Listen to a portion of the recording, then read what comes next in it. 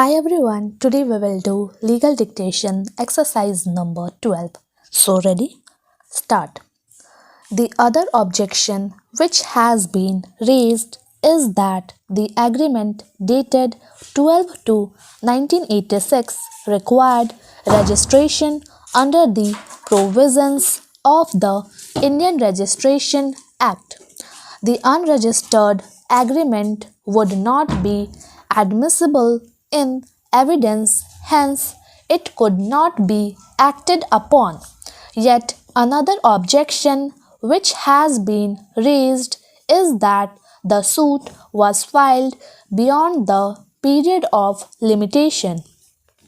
In support of the first contention, a reference has been made to Section 107 of the Transfer of Property Act, according to which the parties had to execute a registered lease deed, but the same was never done.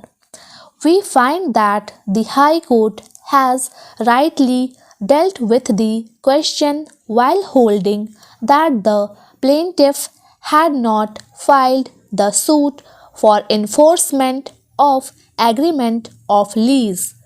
It was a suit filed for damages for the breach of contract. It was not a suit for a specific performance of the contract. A promise was definitely held out by the defendant to the appellant for occupying the premises for a period of 3 years at a given rate of rent. The premises were in fact constructed in accordance with the instruction and specification of the defendant. For raising the construction, the plaintiff had raised loan from the bank.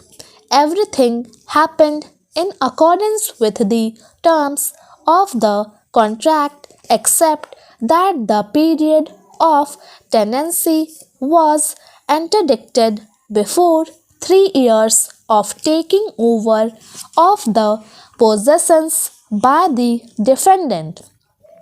In our view, the trial court and the High Court have rightly held that in absence of any lease deed or a registered lease deed, the nature of the lease would only be that of a monthly lease, but it does not mean that it would deprive the plaintiff or damages for breach of terms of an agreement in accordance of which he had performed his part of the obligation by creating a liability against himself by taking loan from bank, and that it will be of no consequence as agreed in the agreement, since no lease was executed